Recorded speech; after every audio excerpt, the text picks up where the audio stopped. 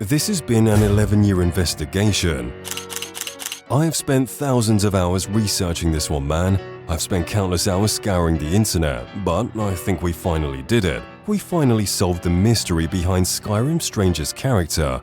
Let me explain. The Ebony Warrior is probably the most elusive character in Skyrim. Other than the Dragonborn himself, this Dark Knight appears only after you reach level 80. Once you reach that level, he appears virtually out of nowhere as a man clad in ebony armor, challenging you to a duel to the death at his last vigil. Upon meeting him at the agreed-upon location, the Ebony Warrior will have no words left for you and will simply stand there waiting for you to land the first blow. To add more significance to the character, it's important to realize that level 80 used to be the maximum level that a player could achieve, until the cap was removed with the Dawnguard DLC. Therefore, the Ebony Warrior was undoubtedly intended to be the final chapter for the player to overcome in their save file. Furthermore, most players will likely have completed almost everything there is to do by the time they reach level 60. Reaching level 80 was reserved for those players who were truly dedicated to becoming the best. Interestingly enough, the Ebony Warrior faces a similar dilemma to yours.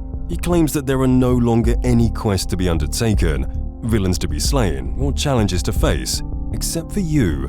The Ebony Warrior believes he is ready to journey to Sovngarde and considers the Dragonborn the only person capable of killing him in combat to make that happen. Another thing to note is that the Ebony Warrior is much bigger than other characters in Skyrim. In fact, he's the tallest humanoid in the entire game. He also comes with a minimum of 2,700 points to health, which significantly dwarfs that of even Mirak, the final story boss of Skyrim, whose maximum number of health points is a mere 1,200. This doesn't even put the Ebony Warrior armor into consideration, which further brings his protection up by a few hundred points. Speaking of his equipment, he uses an enchanted ebony sword.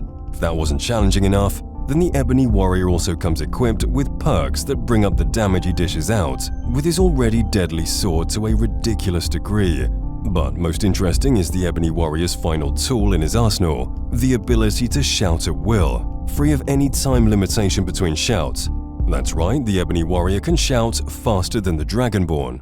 The entire encounter with the Ebony Warrior is bizarre, but it becomes even more mysterious after defeating him and uncovering his mask to reveal not a Nord, but a Redguard. Normally, this wouldn't require much thought, but Sovngarde is believed to be an afterlife exclusive to Nord warriors. Redguards are supposed to have their afterlife, which is very similar to Sovngarde, known as the Far Shores. So why didn't the Ebony Warrior believe that he was going there after his death, but instead to Sovngarde? Perhaps the answer lies within previous Elder Scrolls games. We've seen unique enemies in ebony armor before. In Morrowind, the player encounters an orc warrior named Umbra, who resides in the mountains outside the settlement of Suran. This warrior's only desire is to die in battle, but no foe is strong enough to defeat him in fair combat. So, at his request, the orc asks the Nerevarine to fight him to the death so that he may achieve a warrior's death. After defeating him, the Nerevarine can claim Umbra's sword for themselves. Although this character is not wearing ebony armor, he does carry a unique ebony sword named after its wielder. The Umbra was later seen in Oblivion. If you journey to the Vindazel ruins, you'll find Lenwyn, a Bosmer who has also begun to call herself Umbra, hiding with ebony armor and her beloved sword. She will then tell the hero of Kvatch that if they don't leave, then she will kill them. The Umbra sword does not appear in the base game of Skyrim. However, it was released in 2019 as a Creation Club add-on. This add-on doesn't just add the sword to the game, but requires you to complete a quest before you can attain this legendary weapon. The quest takes place in a dungeon known as Champion's Rest. Interestingly, the dungeon takes place in virtually the same location as the Ebony Warrior's last vigil. Going inside the Champion's Rest will reveal a campsite, supposedly assembled by Cassiopeia Sagnus, a self-proclaimed vigilant of Stendar. According to Cassiopeia, Champion's Rest is an ancient battle arena where Nords would fight in gladiator-style combat. Journeying further into this ancient battle arena will make you discover another character named Umbra. This time, it's a spectral aspect who is also clad in ebony armor. Interestingly, this version of Umbra can come out of his spectral form and can be seen in all his armor. But what turns this subtle similarity to the Ebony Warrior into a direct reference is the fact that Umbra also has a 1.25 times size increase from the default human models. But taking off his helmet shows us that this warrior is not the Ebony Warrior. but instead the Imperial Cassiopeia Sagnus, the Vigilant of Stendar, that came to confiscate the Umbra's sword earlier on in the dungeon. So, although the previous leads were interesting, they all came up cold. It's highly unlikely that the Ebony Warrior is related to the Umbra, and the unfortunate truth is that many players will have to speculate themselves as to who the Ebony Warrior might be.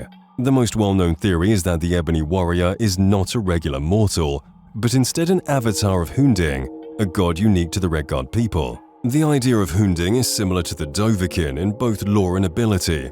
Just like how the Dovahkiin is a normal person with the soul of a dragon that appears during critical times in human history, Hunding manifests in a material form whenever the Redguard people require a hero. One such manifestation of Hunding in Elder Scrolls lore is Raymond Ebenarm, who looks awfully similar to the Ebony Warrior we all know and love. Raymond Ebenarm is seen as a companion to all warriors and is an enemy to all Daedric princes except Sheogorath and Jiggalag. However, there are some key differences between Ebenarm and the Ebony Warrior, making it unlikely that they share an identity. For starters, Ebenarm is consistently noted as having an ebony blade fused to his arm, and aside from the ebony armor, there isn't much else in similarities to Ebenarm. And you'd think there would be something more obvious, such as his golden horse, or at least the rose engraving on his shield. But alas, none of these details can be seen. But this isn't the only theory that fans have for the Ebony Warrior.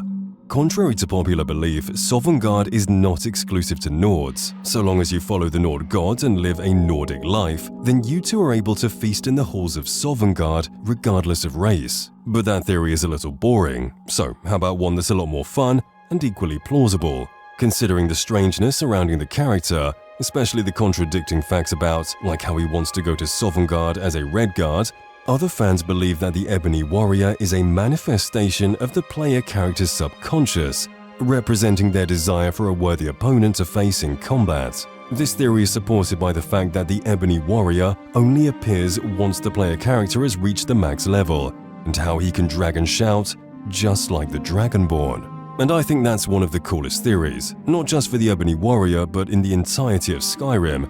The fact that the Dragonborn is so badass and unstoppable that his subconscious develops a manifestation of the ultimate warrior to challenge him. And we thought Cicero was crazy. Subscribe to Fall Damage, you milk drinker.